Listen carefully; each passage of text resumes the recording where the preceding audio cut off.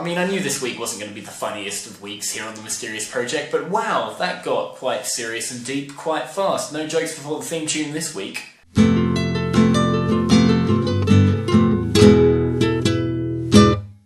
Before I get into it, I'd just like to thank the other members of this channel for the 2 very good, very honest videos that we've had so far this week.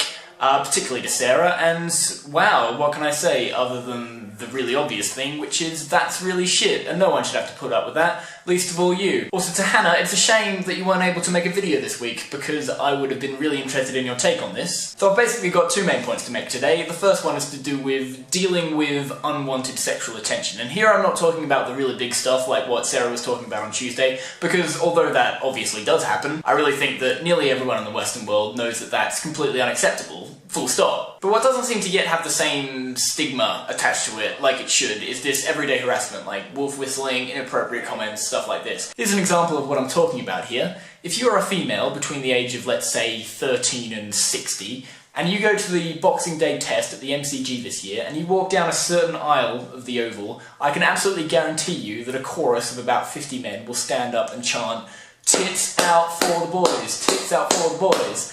And it's really offensive. Now obviously I'm not a girl, but from what I can gather, some girls seem to like this kind of attention. They take it as a compliment or whatever. Most don't, but in any case, they've just learned to deal with it and move on. And this is exactly the point. We've all grown so accustomed to this that it's not even a big deal anymore. And so the frequency at which this is occurring has given rise to the idea that the best way of dealing with this is by just ignoring it.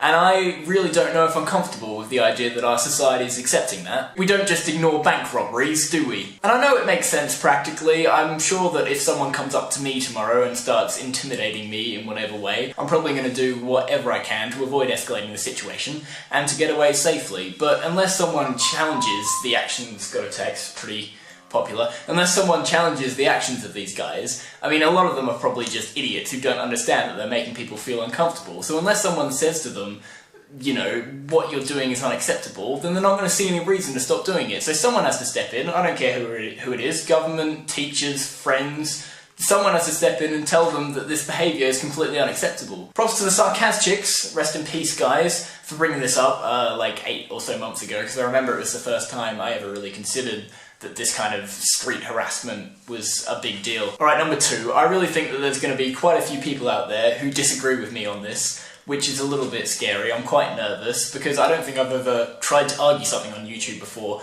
that's controversial amongst my viewership, so go easy on me, okay? This is kind of related to Kiwi's point about girls feeling pressure to feel pretty, but I'm going to take it a little bit further. So, today in the Western world, we are more open about sex than at any time in history ever. And generally, yes, this is a good thing. I'm not suggesting that we should go back to the 1800s when people, particularly females and gays, were required to suppress their sexual urges. But, I'm sure that anyone who has not been living under a rock for the last 60 years has noticed a steadily growing raunch culture on basically any entertainment industry, YouTube included, that I don't really think is good for feminism. Say for example you're watching a mainstream pop video. There are a lot of people out there, including a lot of feminists, who would look at people like Lady Gaga and Katy Perry who use their sexuality openly and say, wow, this is female empowerment.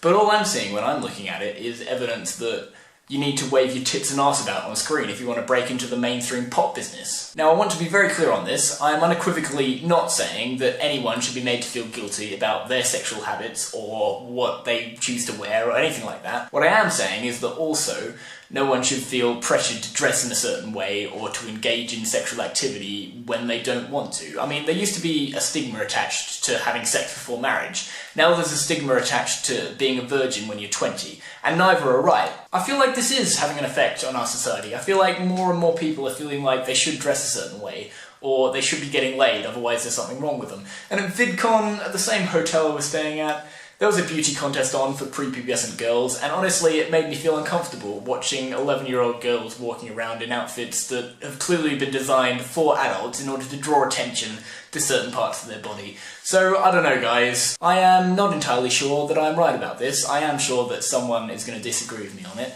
but I thought I'd just throw it out there for all to see. Looking forward to the rest of the videos, guys.